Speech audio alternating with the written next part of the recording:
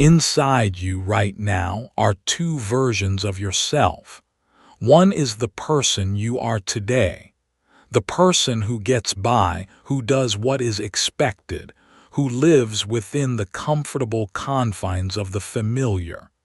This is the person who is haunted by a quiet, persistent whisper of what could be. The other version is the person you were born to be, the best version of yourself. This is the person who operates at their full potential, who lives with a fire of purpose in their eyes, who walks through the world with a quiet, unshakable confidence that is earned, not given. This is the person whose life is a masterpiece of their own deliberate creation. For 99% of people, that second version, that best version, will die as a ghost. It will remain a shadow of potential, a dream that fades with the morning light. They will live and die as a rough draft of their own masterpiece, forever wondering what could have been. They will make peace with their ghost. This audiobook is a declaration of war on that peace. It is a call to arms. It is your blueprint for turning that ghost into your reality. The great lie you have been sold is that the best version of yourself is something you find, that it is a matter of luck, of discovering your one true passion, of being in the right place at the right time. This is a lie that breeds passivity, that encourages waiting, that guarantees mediocrity.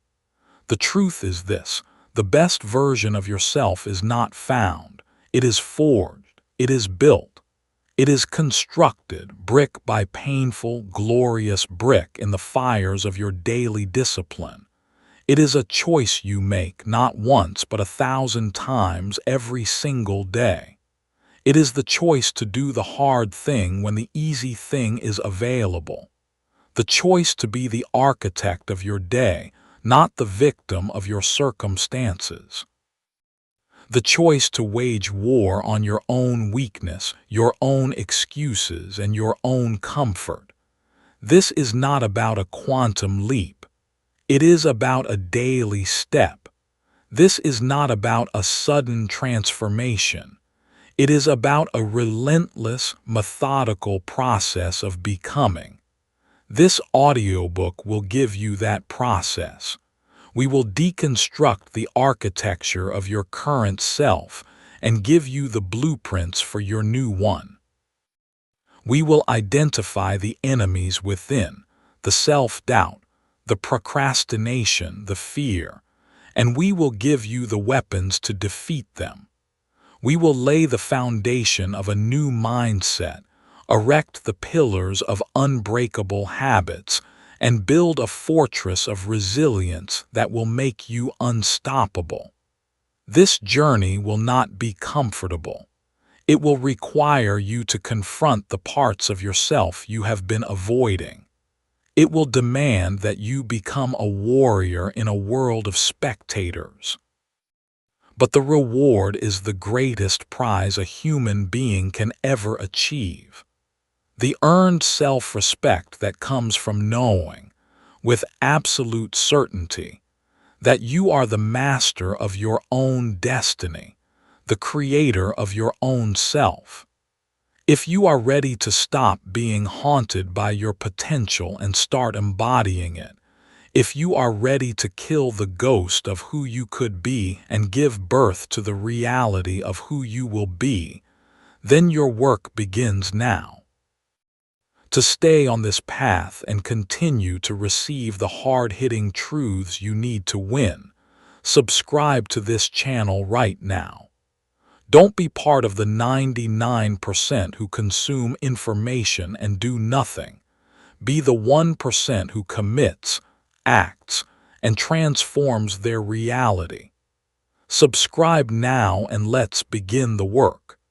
And if you find value by the end of this video, please leave a meaningful comment to keep motivating us to make content like this.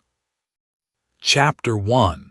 The Unseen Enemy, Declaring War on Your Default Self. Before you can build the best version of yourself, you must first identify and declare war on your greatest enemy. This enemy is not your boss, not your circumstances, not the economy. Your greatest enemy is a powerful, insidious, and masterful saboteur who knows all of your weaknesses, all of your fears, and all of your excuses. Your greatest enemy is your default self. The default self is the person you are when you are not being intentional. It is the product of your past conditioning, your social programming, and your primal brain's relentless drive for comfort, safety, and the path of least resistance.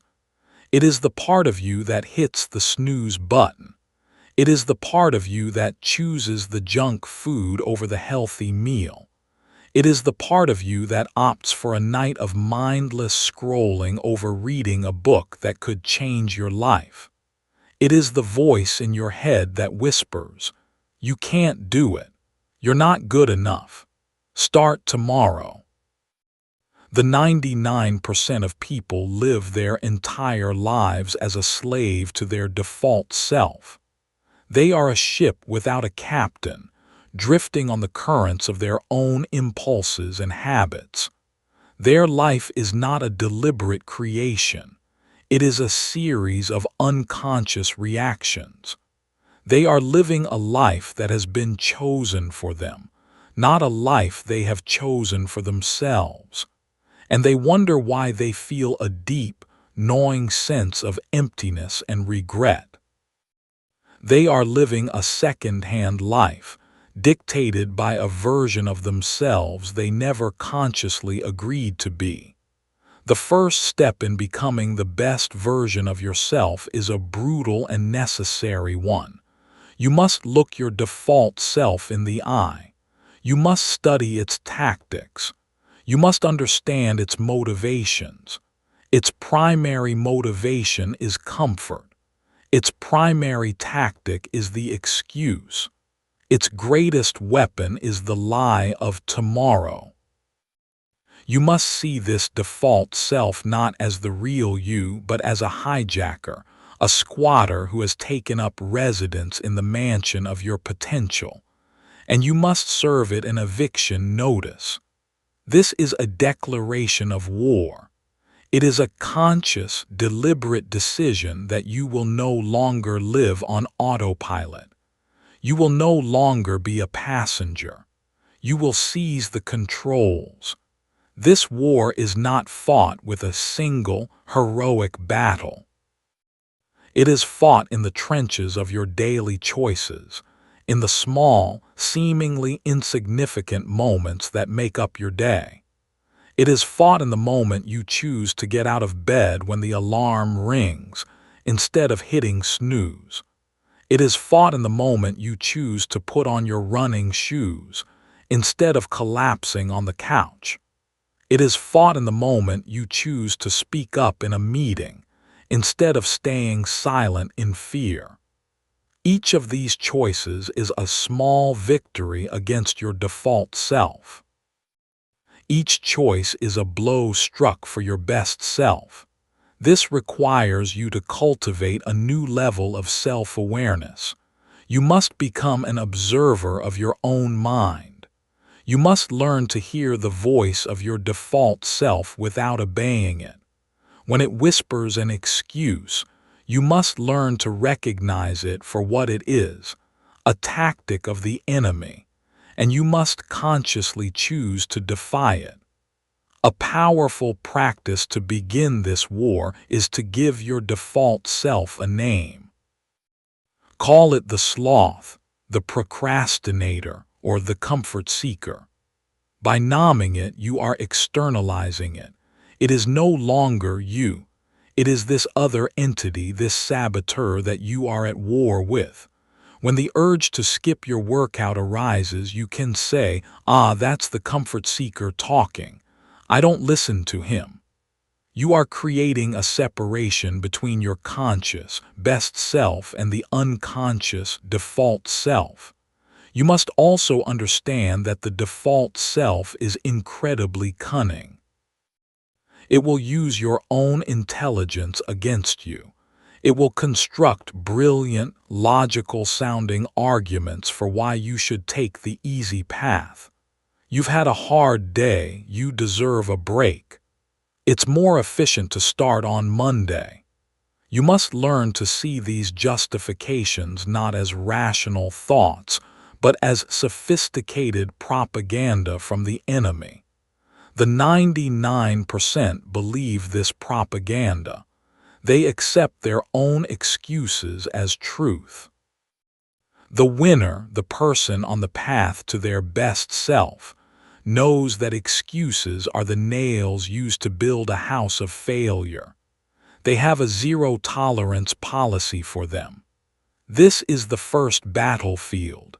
It is the inner world. Before you can conquer any external challenge, you must first conquer your own internal resistance.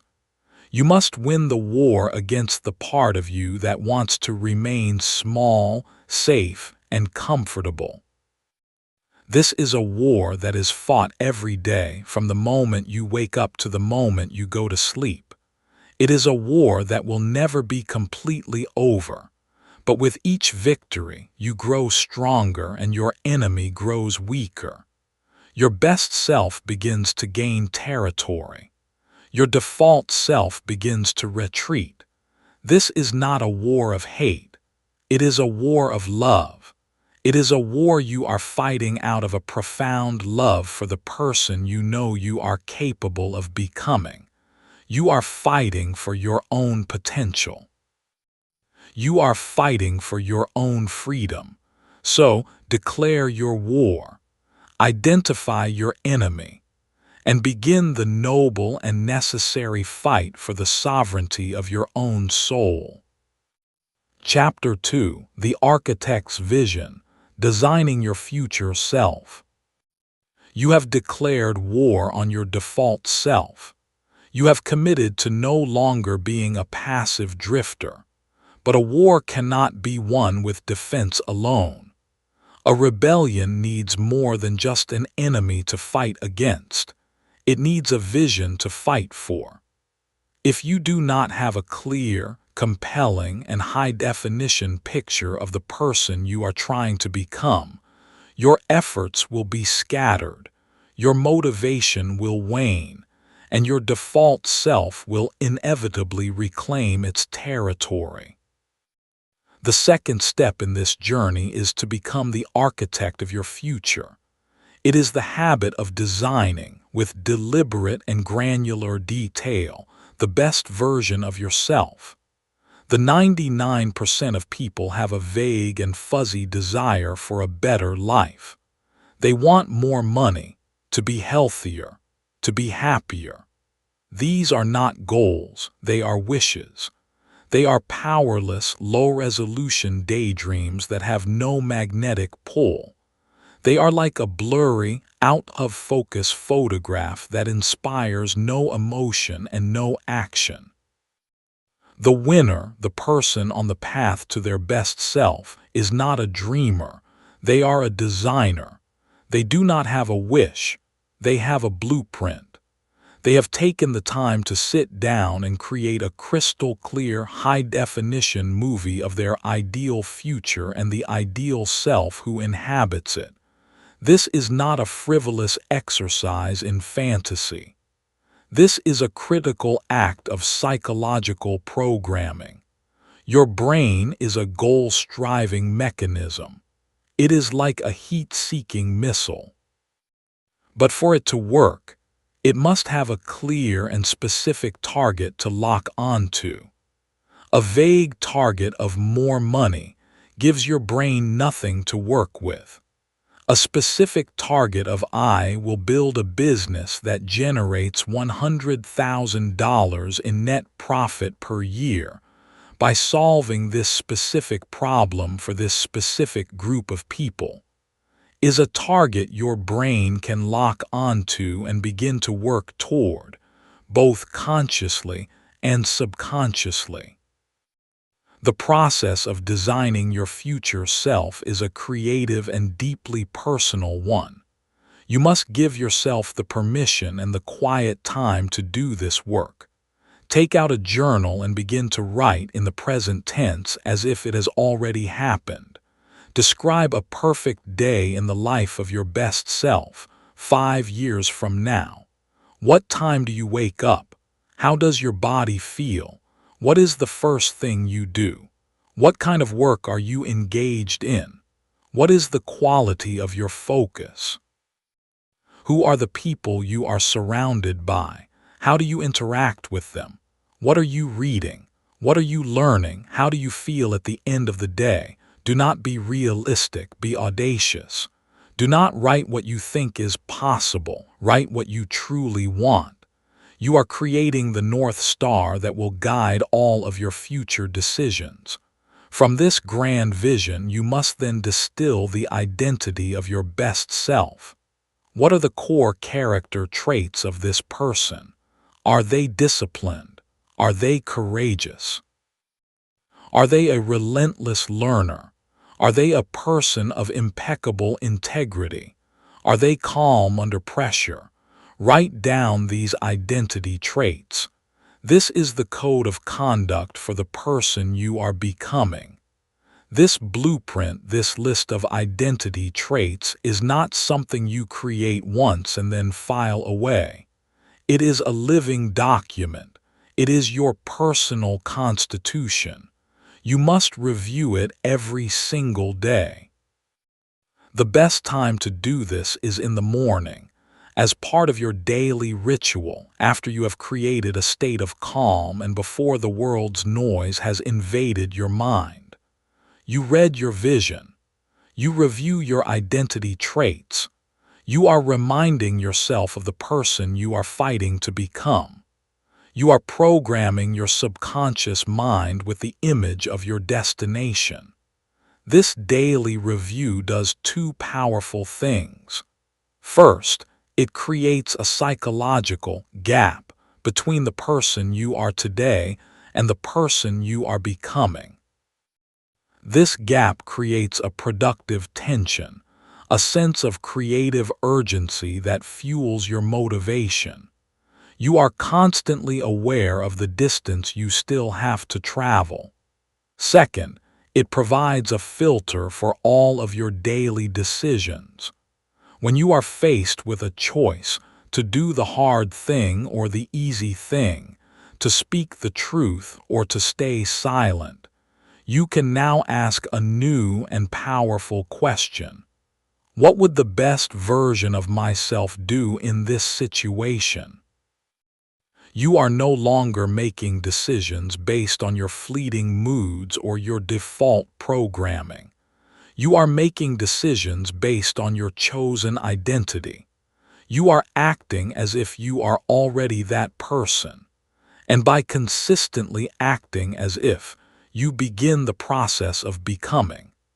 The 99% fail because they have no destination.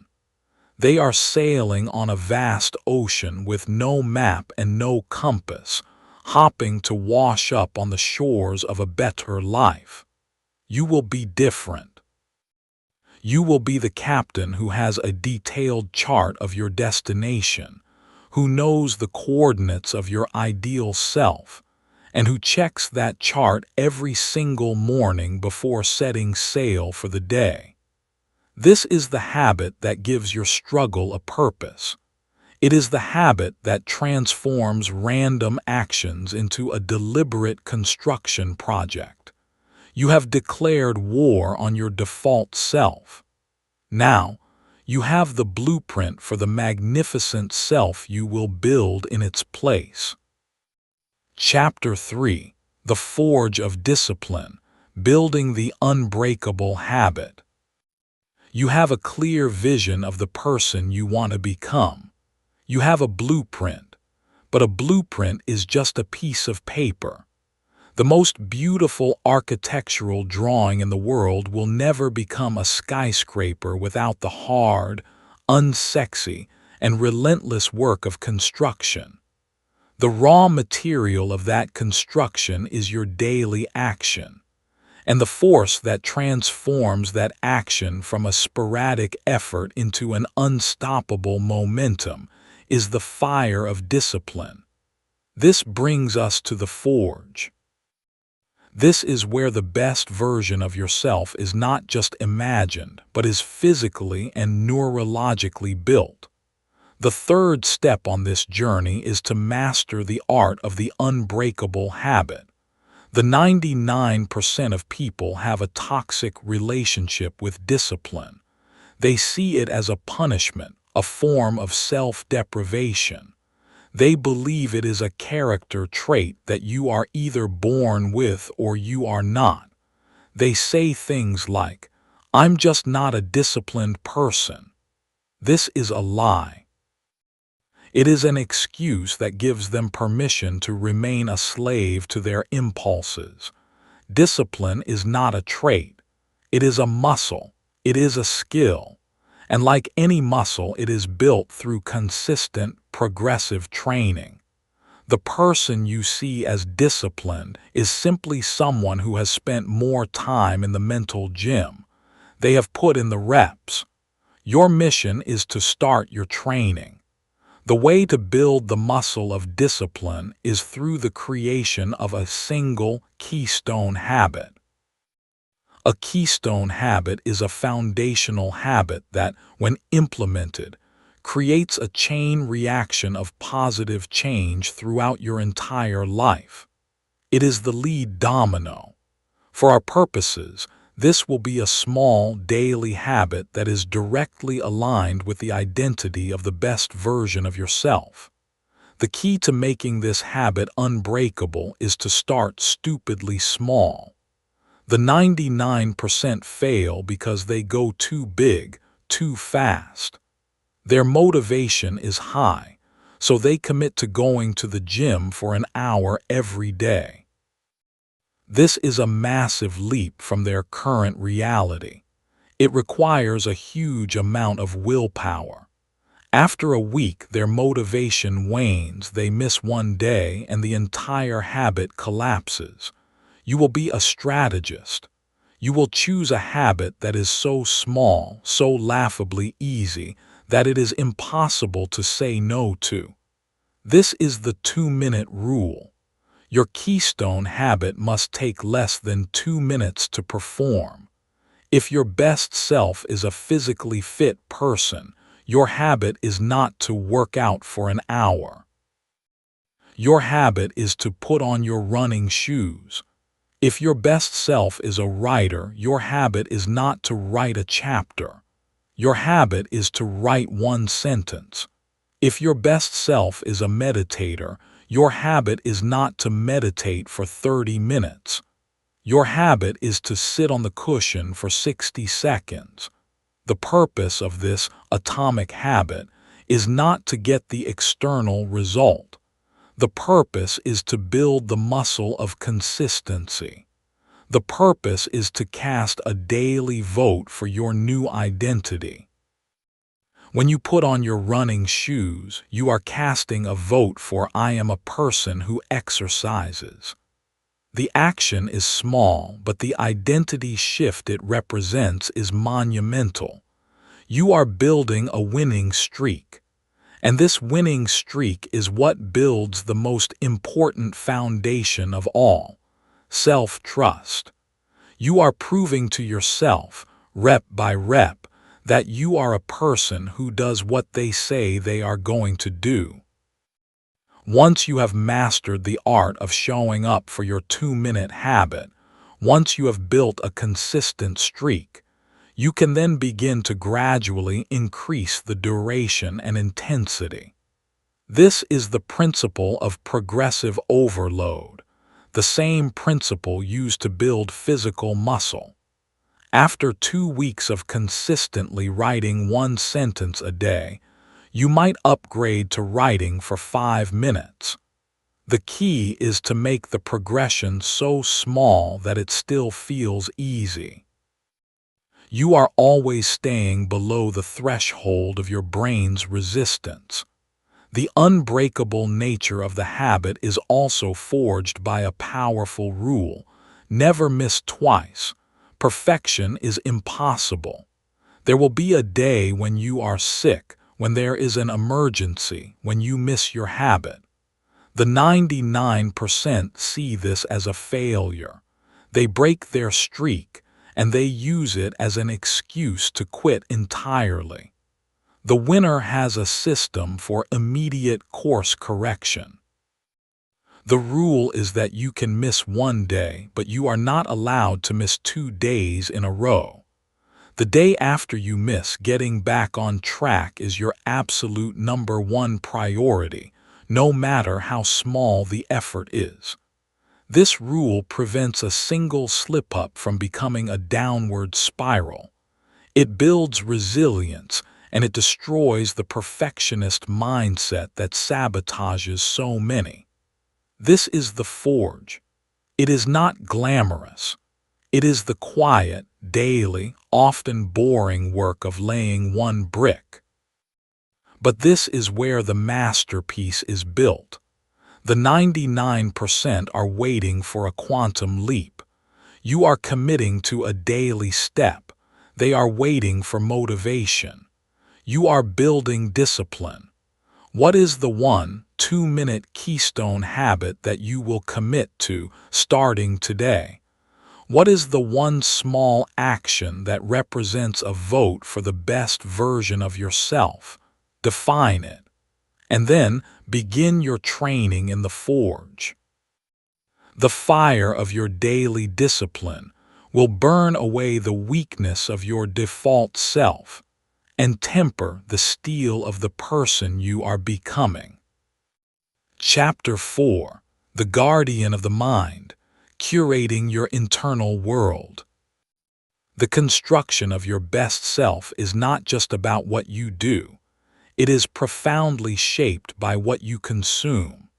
Your mind is the most fertile garden in the universe, but if you are not a vigilant and ruthless guardian, it will be overrun by weeds planted by the outside world. The fourth step in becoming the best version of yourself is to seize control of your inputs and to become the master curator of your own internal world. The 99% of people have an open-door policy for their mind. They allow any and all information to enter, unfiltered and unexamined. Their mental diet consists of a constant stream of digital junk food, the fear and outrage of the 24-hour news cycle, the envy and comparison of social media, the mindless distraction of viral videos and celebrity gossip. They are feeding their minds a diet that is guaranteed to produce a state of anxiety, negativity, and intellectual weakness. They are polluting their own garden, and they are wondering why they are not bearing the fruits of a happy and successful life. They are a product of their information environment. The winner, the architect of their best self, understands that their mind is a sacred space. It is a fortress, and they are the guardian at the gate. They are ruthlessly selective about the information, the ideas, and the influences they allow to enter. They are not passive consumers. They are active curators. They understand a fundamental law. What you feed your mind determines the quality of your thoughts, and the quality of your thoughts determines the quality of your actions, and the quality of your actions determines the quality of your life. It all starts with your inputs.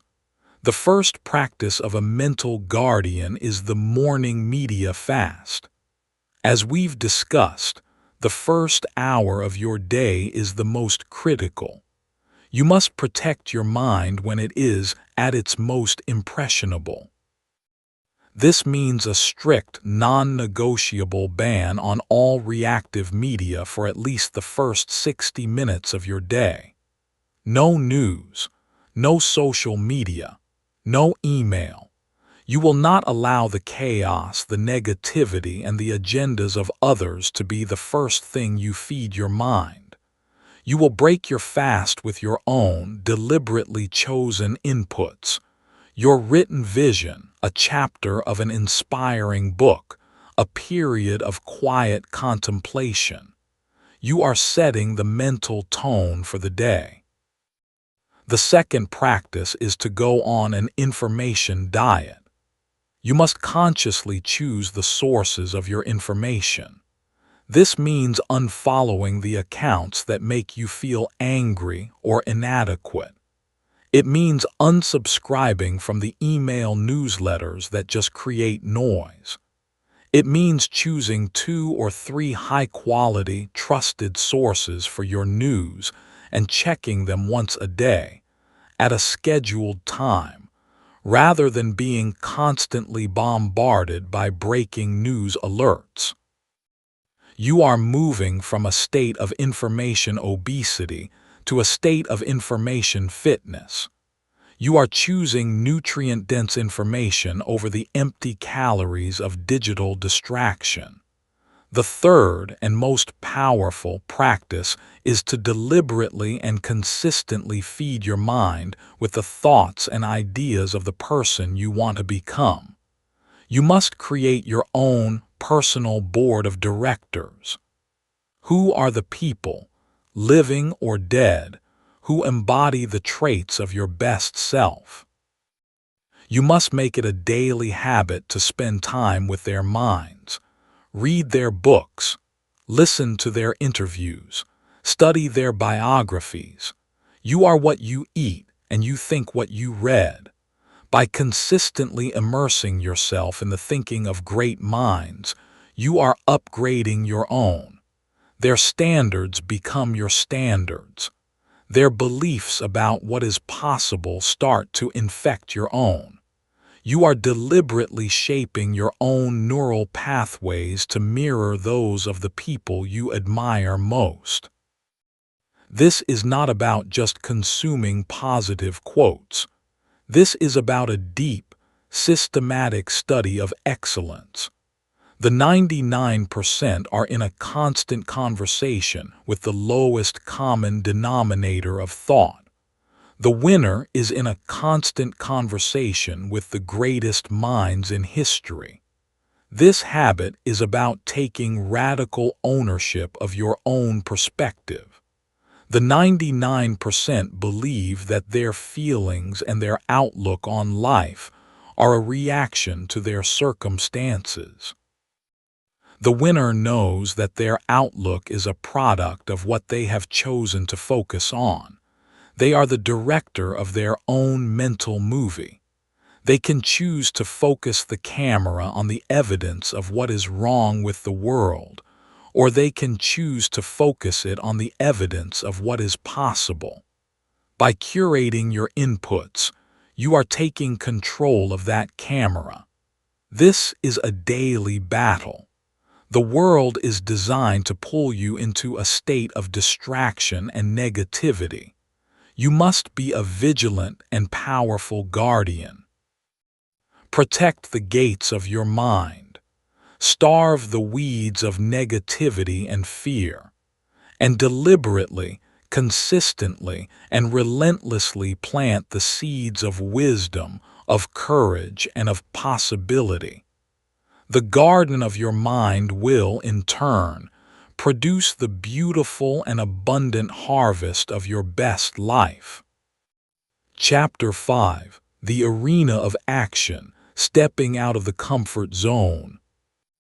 You have a vision, you have a discipline, you have a curated mind. You have built a powerful internal engine.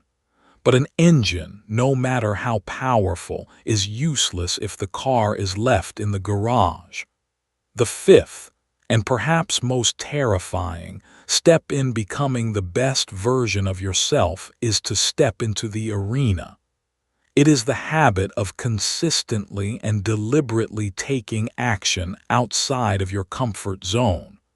Your comfort zone is the invisible cage that has been built around you by your default self. It is the collection of all the familiar routines, people, and behaviors that feel safe and predictable. It is a place where there is no risk, no struggle, and therefore no growth. The 99% of people live their entire lives within the walls of this cage. They are terrified of the world that lies beyond it.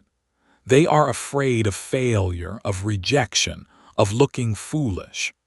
Their primary motivation is the avoidance of discomfort. And in their quest to be comfortable, they sacrifice their own potential. They choose the slow, comfortable death of their dreams over the sharp, temporary pain of growth. The best version of yourself does not live inside your comfort zone. It is waiting for you out in the arena, in the dust and the sweat and the struggle of the real world. To become that person, you must have the courage to open the cage door and step out. You must embrace the habit of strategic discomfort. This is not about being reckless. It is about being a scientist of your own growth. It is about identifying the specific fears and limitations that are holding you back, and then designing small, manageable experiments to confront them. The feeling you are looking for is that knot in your stomach, that slight increase in your heart rate, that voice in your head that says, "This is scary." For the 99%, that feeling is a stop sign. For you, the aspiring best version of yourself, that feeling must become a compass. It must become the signal that you are heading in the right direction, the direction of growth. If you are afraid of public speaking, your arena is the next meeting where you have an opportunity to speak up, even for just 15 seconds. If you are afraid of rejection, your arena is the sales call you have been procrastinating on. If you are afraid of failure, your arena is the new project that is just beyond your current skill level. The key is to start with an action that is terrifying, but not paralyzing. You are trying to stretch your comfort zone, not snap it. The 99% are waiting to feel confident before they step into the arena. This is the great paralysis loop. The winner understands that confidence is not a prerequisite for action. It is a byproduct of it. It is the scar tissue that forms after you have been in the fight. The only way to build the confidence to do the scary thing is to do the scary thing, scared. You must act your way into a new way of feeling. One of the most powerful practices for this is to adopt the rejection is the goal mindset. For any area where you fear rejection, you will set a goal not to get a yes, but to collect a certain number of no's. If you are in sales, your goal for the week might be to get 20 no's. This reframes the entire game. Every no is no longer a failure. It is a win. It is a point on your scoreboard. This desensitizes you to the sting of rejection and allows you to take massive action without being emotionally attached to the outcome. You must also learn to separate your identity from the performance. When you step into the arena and you fail, which you will, that is not a verdict on your worth as a person. It is simply a data point. It is a lesson. The 99% personalize failure. They think, "I failed, therefore I am a failure." The winner analyzes failure. They think, "The strategy failed.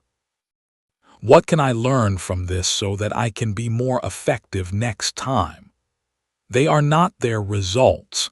They are the learner. the experimenter, the warrior who is constantly getting smarter and stronger from their battles. The arena is where the theory of your best self becomes the reality.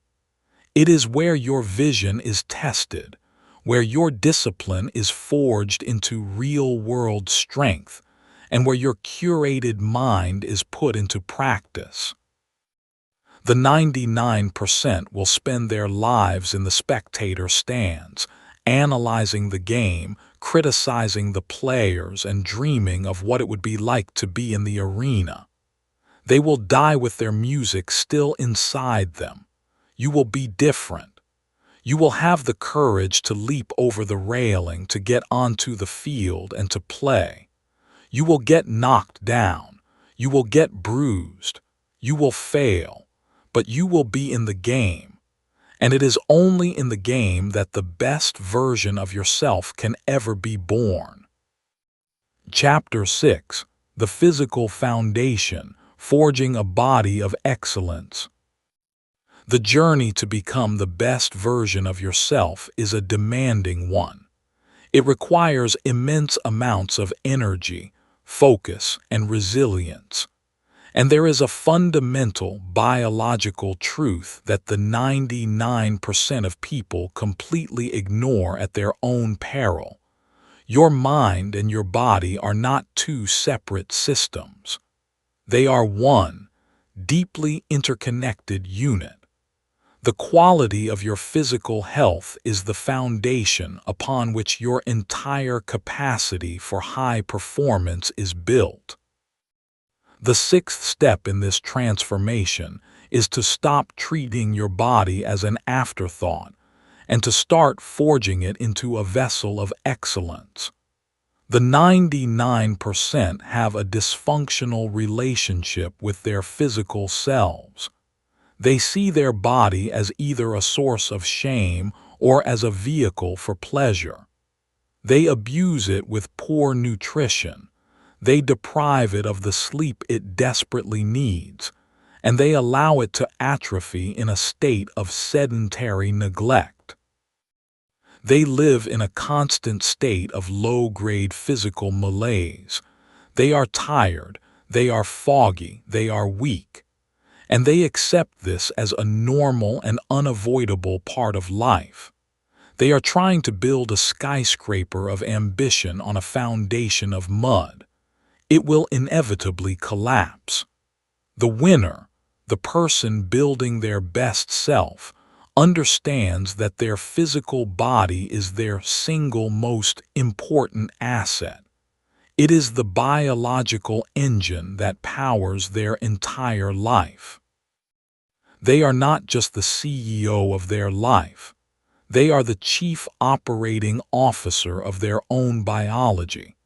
They do not see taking care of their health as a chore. They see it as a strategic imperative, a non-negotiable component of their success system. This is not about vanity. It is not about having a perfect body. It is about creating a state of high energy, of mental clarity, and of physical resilience that allows you to show up as your best self in every other area of your life. This is built on three pillars: disciplined movement, intentional fuel, and sacred rest. The first pillar is disciplined movement. Your body was designed to move. A sedentary life is a slow-motion death sentence for your potential. The best version of yourself is not a person who is physically weak. You must make consistent, challenging physical exercise a non-negotiable part of your identity. You will schedule your workouts in your calendar with the same seriousness as a critical business meeting. You will see this not as time off from your work, but as a high-yield investment in your work. The discipline you forge in the gym, the resilience you build by pushing through that last, painful repetition, is directly transferable to the challenges you will face in your career and your life. The person who can conquer a grueling workout is the person who can conquer a difficult project. The second pillar is intentional fuel. The 99% eat for entertainment and convenience. Their diet is a chaotic roller coaster of sugar highs and processed food crashes, and they wonder why their mood and their focus are so unstable. You must become the conscious architect of your own nutrition. You will see food not as a source of fleeting pleasure, but as the information you are giving your cells, as the fuel you are putting into your high-performance engine. You will prioritize whole, unprocessed foods. You will hydrate relentlessly. You are not on a diet. You are adopting a lifestyle of high-performance nutrition. You cannot expect to have a $1 million mind if you are fueling it with a dollar menu diet. The third pillar is sacred rest. In a culture that worships the hustle and wears sleep deprivation as a badge of honor, the winner knows that this is a fool's game. Sleep is not a luxury. It is the most potent performance-enhancing process your body has. It is when your muscles repair, your brain cleanses itself of metabolic waste, and your memories are consolidated. The 99% sacrifice their sleep for a few more hours of low-quality work or entertainment, and then they pay the price the next day with a brain that is operating at half speed. The winner protects their sleep with a religious ferocity. They have a disciplined wind-down routine. They create a cool, dark, and quiet sleep environment, and they make 8 hours of quality sleep a non-negotiable target. They know that the victory of tomorrow is won in the bed of tonight. These 3 pillars are not separate habits. They are a single, integrated system for building your physical foundation.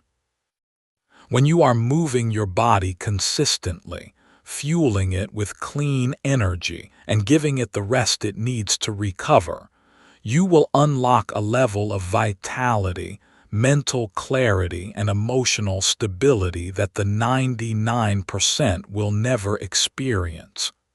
You will have more energy to pour into your work, into your relationships, and into your own growth. You will become more resilient to stress. Your mood will stabilize. Your confidence will increase because you will feel a deep, primal sense of mastery over your own physical self. The best version of yourself is not tired, foggy, and weak. The best version of yourself is vibrant, sharp, and strong. Start forging that version today. Your body is not a liability. It is your greatest ally in the war for your own potential. Chapter 7: The Social Architect: Curating Your Circle of Influence. No person is an island. The journey to become the best version of yourself is not a solo mission, conducted in a vacuum. You are a product of your environment, and the most powerful and influential part of that environment is the people with whom you surround yourself. The 7th step in this transformation is to stop being a passive recipient of your social world and to become a deliberate architect of it. The 99% of people leave their social circle entirely to chance.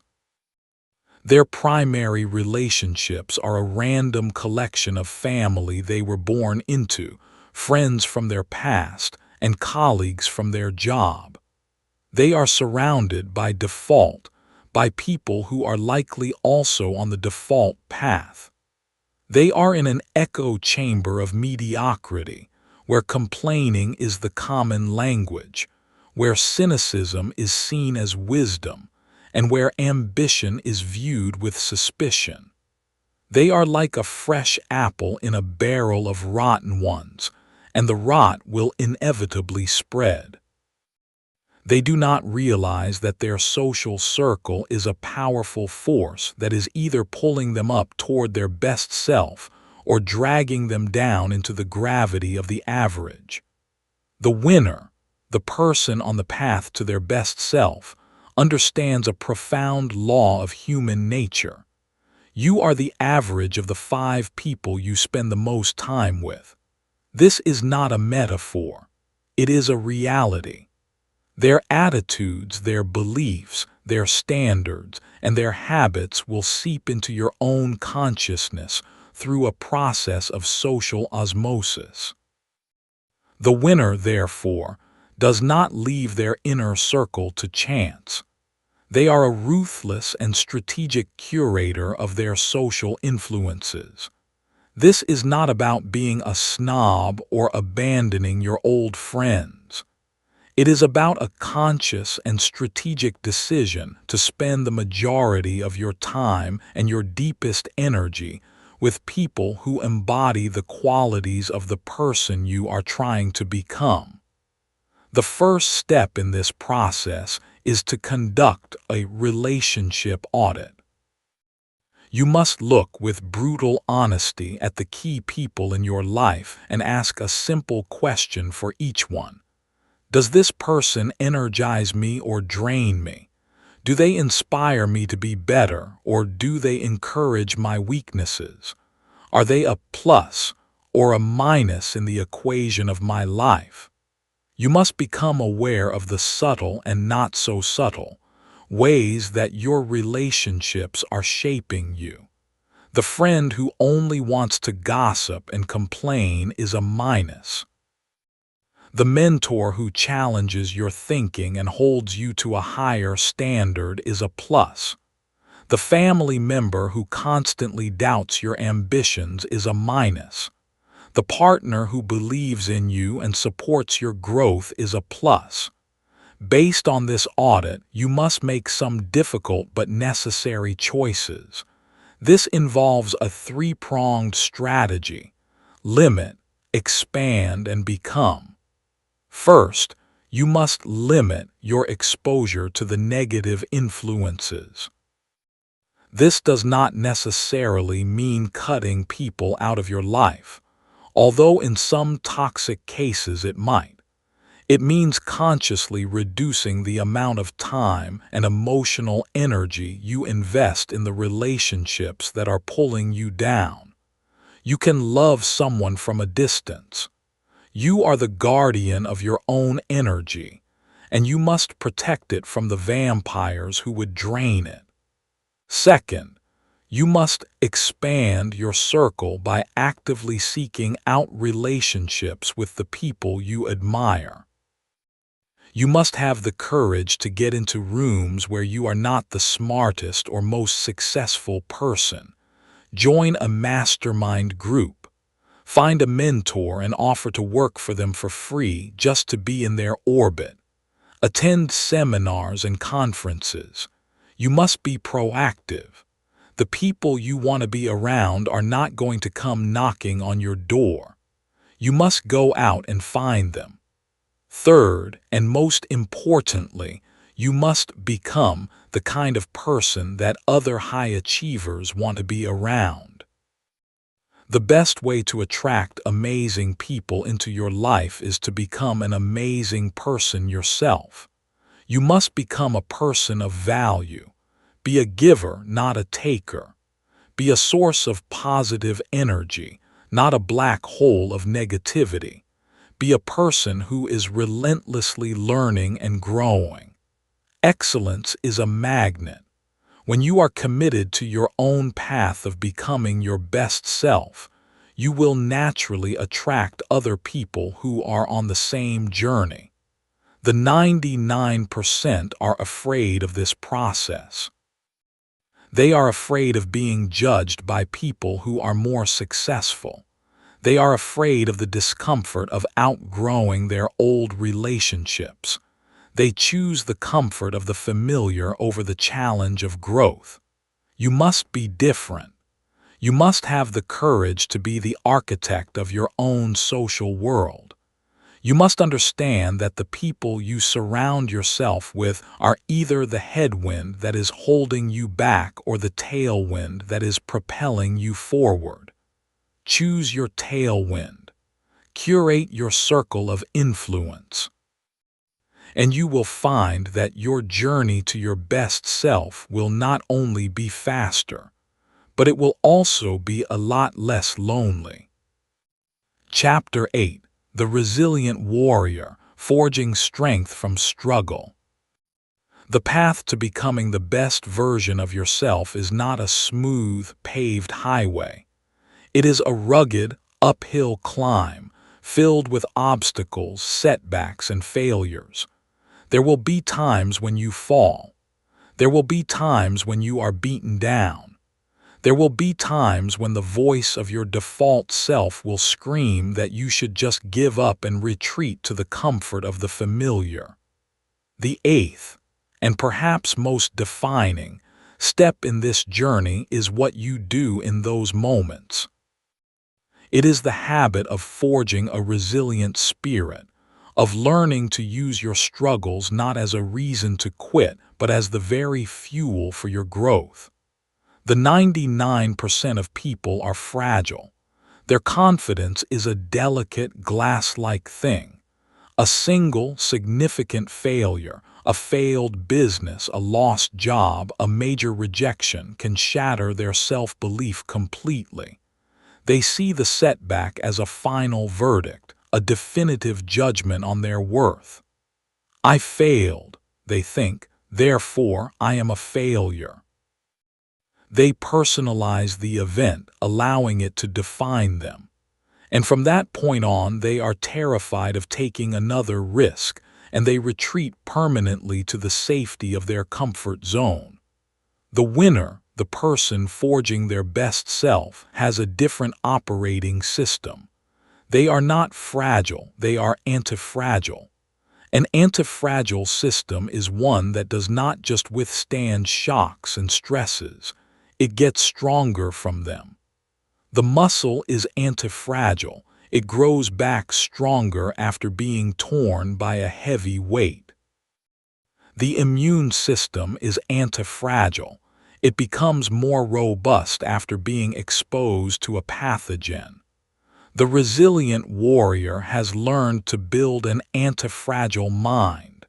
They do not just survive their struggles, they feast on them. They use them as the resistance that is necessary to build their strength. The first principle of the resilient warrior is to depersonalize failure. You must separate your identity from your results. The outcome of your actions is not a measure of your inherent worth. It is simply a data point. It is feedback from the world about the effectiveness of your current strategy. If your strategy failed, the only logical response is not to collapse into a heap of self-pity, but to analyze the data, extract the lesson, adjust the strategy, and get back in the arena, now smarter and more experienced than you were before. The 99% see failure as an event to be mourned. The winner sees it as an education to be embraced. The second principle is to reframe your narrative. After a setback, every person tells themselves a story. The 99% tell a victim story. The world is against me. I'm so unlucky. This always happens to me. This story is a cage of powerlessness. The resilient warrior tells a hero story. They see the obstacle not as a roadblock, but as a necessary and important part of their journey. It is the dragon they must slay to rescue the princess.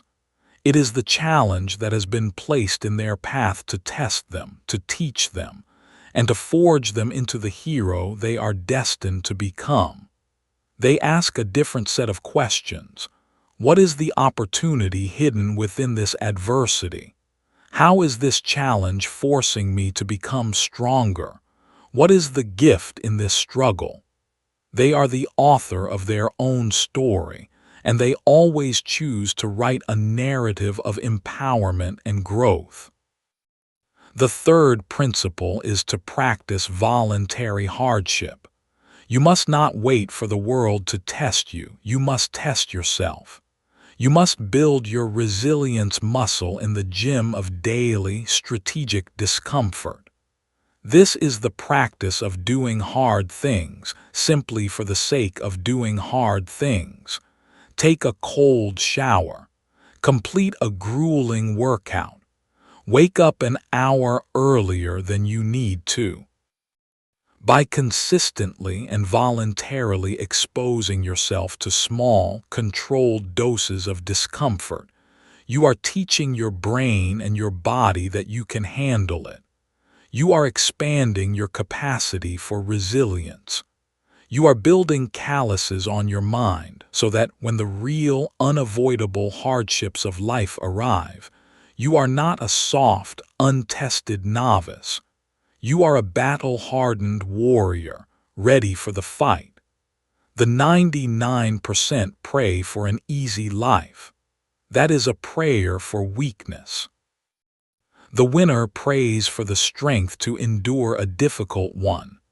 They understand that the oak tree does not grow strong in a sheltered valley.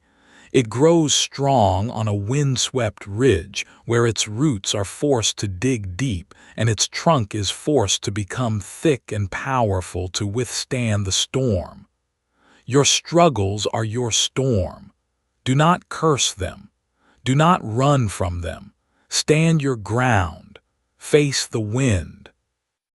And let them be the force that forges you into the unbreakable, resilient, and powerful best version of yourself. Chapter 9. The Generous Victor, the Power of Contribution. You are now a formidable individual. You are an architect, a warrior, a disciplined creator of your own reality. You have built an internal fortress of strength and an external life of progress. You are well on your way to becoming the best version of yourself. But there is one final, crucial step in this evolution. It is a step that the 99% often miss, even those who achieve a measure of conventional success. It is the step that transforms a life of achievement into a life of meaning. The ninth step is to become a generous victor, to understand that the ultimate purpose of becoming your best self is not just for yourself, but for the world. The 99% operate from a mindset of accumulation. Their journey of self-improvement is fundamentally a selfish one. They are trying to get more money, more status, more happiness. Their focus is on filling their own cup. This can lead to a certain level of success, but it is often a hollow victory, a life that is rich in possessions but poor in purpose. They reach the top of the ladder they have been climbing, only to realize it was leaning against the wrong wall. The winner, the truly fulfilled best version of themselves, understands a profound truth. A cup that is only ever filled will eventually become stagnant. The only way to keep the water fresh is to let it flow. They shift from a mindset of accumulation to a mindset of contribution. They understand that the ultimate expression of their strength is not how much they can hold, but how much they can give. The purpose of becoming strong is to be able to lift others. The purpose of becoming wealthy is to be able to provide for others. The purpose of becoming wise is to be able to guide others. This is the great paradox of fulfillment. The more you give, the more you receive. When you shift your focus from your own needs to the needs of others, you unlock a new and infinitely more powerful source of motivation. You are no longer just fighting for your own success. You are fighting for a cause that is bigger than yourself. This is the ultimate fuel. It will carry you through the days when your personal motivation wanes. You will push through the struggle not just for you, but for the people you are serving. This habit of contribution is not something you add on at the end of your journey once you have made it. It is a practice you must integrate into your life right now at every stage. You do not need to be a millionaire to be a philanthropist. You do not need to be a guru to be a mentor. You can start from where you are with what you have. The first way to practice this is to become a teacher. As you travel on your path of becoming your best self, you are learning valuable lessons.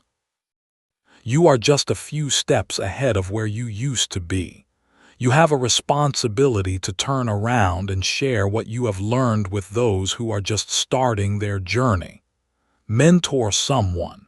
Share your insights. The act of teaching is not only a gift to the other person, it is a gift to yourself. It forces you to clarify your own understanding, and it deepens your own mastery of the material. The second way to practice this is to lead with generosity in your network. As we've discussed, you must become a giver, a person who is constantly looking for ways to connect people and to help others solve their problems, with no immediate expectation of return. You are using your growing power and influence not just to advance your own agenda, but to create a rising tide that lifts all boats. The third way is to see your work itself as an act of service. Whatever your profession is, you are solving a problem for someone. You must fall in love not just with the rewards of your work, but with the act of serving the people you are working for. The 99% see their work as a transaction, their time for a paycheck. The winner sees their work as a transformation, their skill for the betterment of their client, their customer, their company. This infuses their daily work with a sense of meaning and purpose that a mere paycheck can never provide. The best version of yourself is not an isolated peak of personal achievement. It is a lighthouse, standing tall and strong, shining its light to help guide other ships through the storm. The ultimate measure of your success will not be what you have accumulated for yourself, but what you have contributed to the world. It will be the positive ripple effect of your strength, your wisdom, and your generosity. So, as you build yourself, you must also be thinking about how you will give of yourself. Who can you help? What problem can you solve? What contribution can you make? This is the habit that transforms a successful life into a significant one. And that is a victory worth fighting for. Chapter 10: The Infinite Game, a lifelong commitment to becoming. We have reached the end of this blueprint, but we are at the beginning of an infinite journey. We have laid out the 9 fundamental steps to build the best version of yourself, from declaring war on your default self to becoming a generous victor. But there is one final, all-encompassing habit that you must adopt, a mindset that will ensure this transformation is not a temporary project, but a lifelong identity. The 10th and final step is to commit to the infinite game of becoming. The 99% of people view self-improvement as a finite game. It has a beginning and an end. The game is lose 20 pounds, or get the promotion, or finish the degree. They play the game, and if they win, they feel a fleeting sense of accomplishment, and then they stop playing. They arrive. They reach a plateau, and they build a comfortable home there. Their growth has an endpoint. The winner, the person who truly becomes the best version of themselves, understands that this is a delusion. There is no finish line. There is no point of arrival. The journey of becoming your best self is not a finite game that you win. It is an infinite game that you play for the rest of your life. The objective of an infinite game is not to win, but to continue playing, to perpetuate the game. The goal is not to be the best version of yourself, as if it were a static, final state. The goal is to be in a constant, dynamic, and joyful process of becoming a better version of yourself every single day. When you adopt this mindset, your entire relationship with success, failure, and the process itself is transformed. Your habits are no longer a means to an end. They are the way you play the game. The joy is not just in achieving the goal. The joy is in the daily practice, in the struggle, in the reps. A setback is no longer a loss. It is simply a move in the game, a piece of feedback that allows you to play with more wisdom in the next round. The only way to truly lose the infinite game is to stop playing. This mindset is the ultimate source of resilience and sustainable motivation. Your motivation is no longer tied to a far-off, finite goal. Your motivation is found in the daily challenge of showing up and playing the game with excellence. You are not trying to be better than anyone else. You are only trying to be better than the person you were yesterday. This is a game you can win every single day. This is a lifelong commitment. It is the decision that you will never be done. You will always be a student. You will always be a work in progress. You will always be seeking the next challenge, the next level of growth, the next mountain to climb. This is not an exhausting thought. It is the most exciting and energizing thought of all. It means your life will be an endless adventure of evolution and discovery. The 99% are sprinting toward a finish line, and once they cross it, they are left with a sense of emptiness. You are engaged in a magnificent, infinite journey where every step is its own reward. The best version of yourself is not a destination. It is a direction. It is the North Star that you are constantly navigating toward, but that you will never fully reach because as you grow, your potential for what is possible grows with you. So as we conclude, I want you to release the pressure of arriving. Release the need to be perfect, and instead make a simple, profound, and lifelong commitment. Commit to the game. Commit to the process. Commit to the daily, humble, and glorious work of becoming. The person you are today is just your current state. It is not your final form. The war against your default self is not a war you win once. It is a war you choose to fight every morning. The blueprint of your best self is not a static document.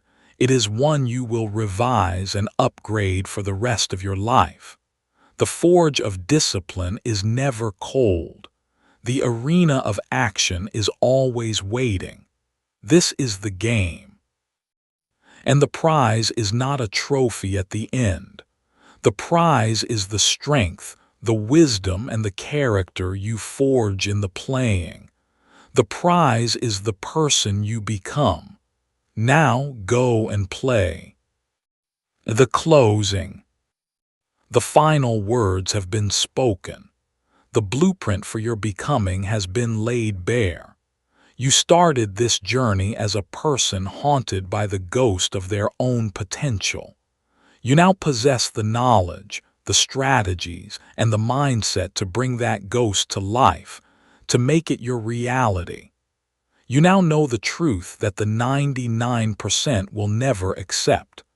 The best version of yourself is not a gift you are given, but a masterpiece you build with your own two hands, forged in the fire of your daily choices. The map is in your hands, but the map is not the territory. The knowledge you have absorbed is a powerful seed, but it is still just a seed. It will bear no fruit unless it is planted in the fertile soil of your own action and watered with the discipline of your consistency. Most people will listen to this. They will feel inspired. They will agree. And then tomorrow, they will choose the comfort of their default self. They will choose the familiar cage over the terrifying freedom of the open sky. But you are not most people. You have stayed to the end because you are an architect. You are a warrior. You are the one who is willing to do the hard work that a magnificent life demands. The journey from the person you are to the person you will become is not a long and arduous one. It is as short as your next decision. It is the decision to wake up on time tomorrow. It is the decision to keep that one tiny promise to yourself. It is the decision to take one small, fearful step into the arena. It is in these moments that your new self is born again and again. This is no longer just about self-improvement. This is about self-creation. This is about earning your own admiration, which is the only form of validation that will ever truly satisfy your soul. It is about being able to look at the person in the mirror and know, with a deep and quiet certainty, that you are not leaving your potential on the table. You are not dying with your music still inside you. The time for learning is over. The time for becoming has begun. The war is waiting. The blueprint is ready. The forge is hot. Your best self is not a distant dream. It is a choice, and it is a choice that is waiting for you right now. Go and choose.